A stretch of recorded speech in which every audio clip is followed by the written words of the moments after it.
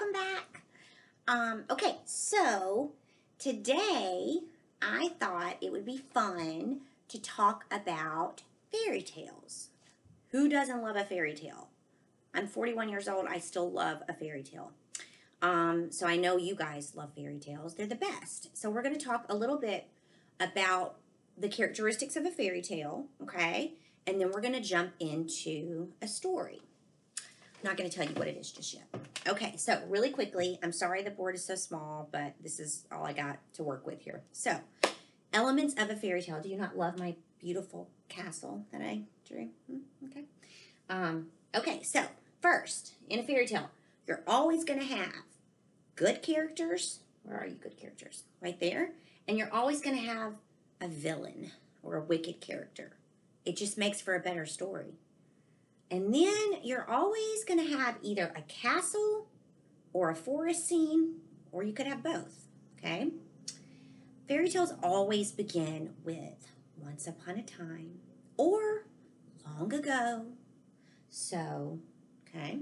Then fairy tales always have some kind of magic or enchantment. And then in fairy tales, you also come across a lot of unusual names. We got Rapunzel. I don't think you hear that very often.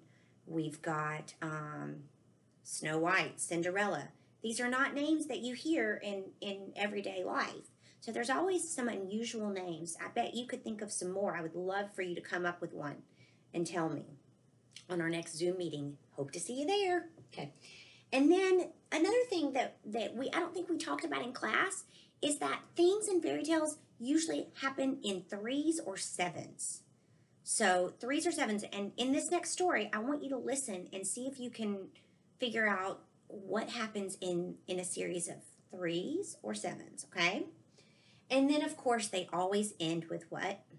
And they lived happily ever after, okay? So these are some elements of a fairy tale, okay? So today, I'm going to be reading to you one that you may or may not have heard before, but it's a good one. It's called Rumpelstiltskin. And before we get started, I thought we would go over a few words that are going to come up in the story that you might need to know what they mean. So, the first one is a miller. Well, what's a miller? A miller is a person who works in a mill. Okay, so you might be thinking, great, Miss Noble, what is a mill? Well, a mill is a machine that grinds grain, like corn or wheat, to make flour. Well, okay. So this is what the miller does. He works at the mill. Okay. Then we have straw. This is not the drinking straw. This is a different type of straw. It's kind of like hay, but straw is used mainly for animal bedding or mulch. It doesn't have some of the components that hay has. So usually it's just used for like bedding and stuff, okay, for the animals. And I've got some pictures here for you. Oh, wait, I've got one more word. Hold on. Spinning wheel. Now, you may know of a spinning wheel from another fairy tale. Do you remember the one about the little girl that pricks her finger on the spinning wheel? Sleeping Beauty? That was a good one, too. But a spinning wheel is a machine used for spinning yarn or thread. So, I got some pictures for you, too. This is what? Straw. This is a spinning wheel.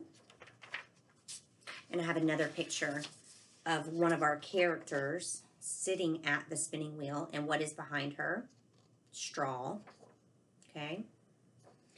And then last, I just wanted to show you what most people think of when they think of Rumpelstiltskin. Okay, so this is a picture. Now, I will have to say that in my mind, Rumpelstiltskin is not this friendly looking. Okay, he doesn't seem to. He looks very mischievous, but I don't think he's the sweetest guy. So, but this is Rumpelstiltskin. What does he have in his hand? Okay. So, it's now time to listen to the story, and I hope you like it, okay?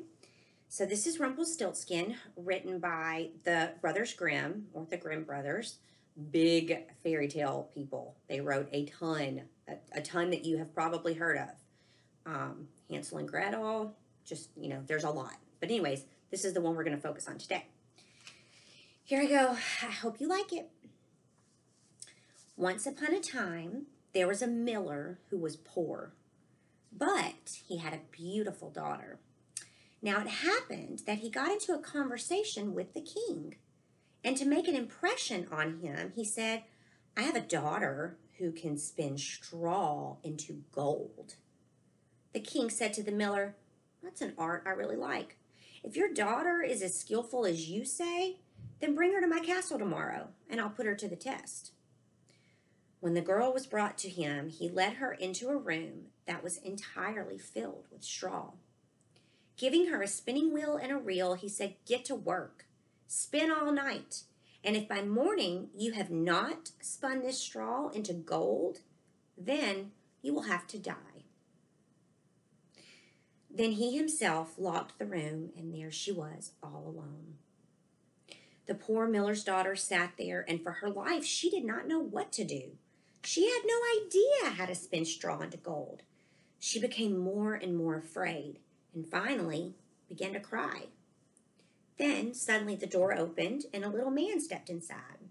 And he said, "Good evening, Mistress Miller. Why are you crying so?" "Oh," answered the girl, "I am supposed to spin straw into gold, and I don't know how to do it." The little man said, "What'll you give me if I spin it for you?" "My necklace?" said the girl. The little man took the necklace, sat down before the spinning wheel, and whir, whir, whir, 3 times pulled, and the spool was full. Then he put another one on, and whir, whir, whir, 3 times pulled, and the second one was full as well. So it went until morning, and then all the straw was spun, and all the spools were filled with gold. At sunrise, the king came, and when he saw the gold, he was surprised and happy, but his heart became even more greedy for gold. He had the miller's daughter taken to another room filled with straw. It was even larger, and he ordered her to spin it in one night if she valued her life. The girl did not know what to do, and she cried. Once again, the door opened, and the little man appeared. He said, "What will you give me if I spin the straw into gold for you?" "The ring from my finger," answered the girl. The little man took the ring and began once again to whir with the spinning wheel. By morning, he had spun all the straw into glistening gold. The king was happy beyond measure when he saw it, but he still did not have his fill of gold. He had the miller's daughter taken to a still larger room filled with straw and said, "Tonight you must spin this too. If you succeed, you shall become my wife." He thought, even if she is only a miller's daughter, I'm not going to find a richer wife in all the world. When the girl was alone, the little man returned for a third time. He said, "What will you give me if I spin the straw this time?" "I have nothing more that I could give you," answered the girl. "Then promise me, after your queen, your first child." "Who knows what'll happen," thought the miller's daughter, and not knowing what else to do, she promised the little man what he demanded. In return, the little man once again spun the straw into gold. When in the morning the king came and found everything just as he desired, he married her, and the beautiful miller's daughter became queen. A year later, she brought, what do you think she brought into the world? A beautiful child into the world. She thought no more about the little man. She'd forgotten all about him. But suddenly he appeared in her room and said, "Now, give me that which you promised." The queen took fright and offered the little man all the wealth of the kingdom if he would let her keep the child, but the little man said, "No. Something living is dearer to me than all the treasures of the world."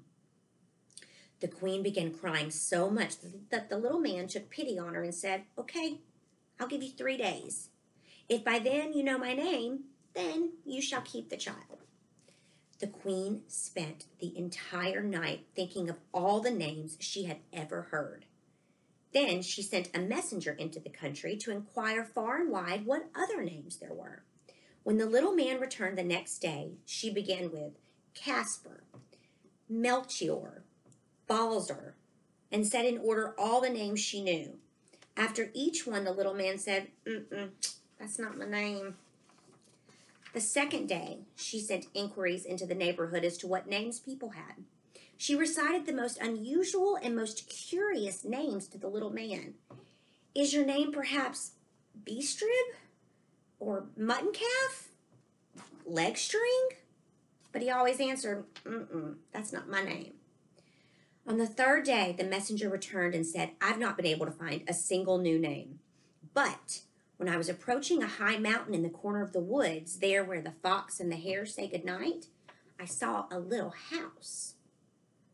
A fire was burning in front of the house, and an altogether comical little man was jumping around the fire, hopping on one leg and calling out, 'Today I'll bake, tomorrow I'll brew, then I'll fetch the queen's new child.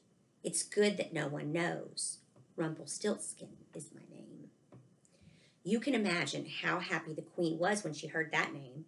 Soon afterward, the little man came in and asked, "Now, Madam Queen, what is my name?" She first asked, "Is your name Kuntz?" "No." "Is your name Heinz?" "Is your name perhaps Rumpelstiltskin?" Suddenly, he flew into a rage and his face grew bright red. "A witch told you that," he said, and he stomped his foot so hard that it went through the floor and he had to pry it out with both hands. Rumpelstiltskin was so embarrassed, he ran away as fast as he could, and the queen laughed and laughed, and she and the king and their baby lived happily ever after. The end.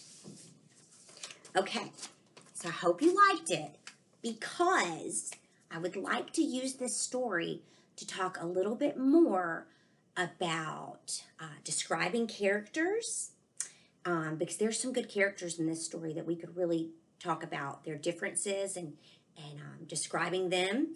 And I would also like to talk to you about the beginning of the story, the middle, and the end. So I might go ahead and post a couple more videos, maybe just one, so we can talk more about those things. But I promise you I'll try to keep it fun. I just want you to, I just want to go deeper into it with you guys. Stories are fun, but why not, why not go deeper into it and see what we can come up with? So I have one request of you. For those of you that are going to join me on Zoom this week, and you can either text me or email me, whichever you prefer, whatever way you can, I want you to try to come up with the moral of this story. I want you to think about it. What do you think the lesson of this story is teaching the reader? Okay, so share it with me, and hopefully when I see you on Zoom, we can talk about it, okay? All right, bye guys, see you soon.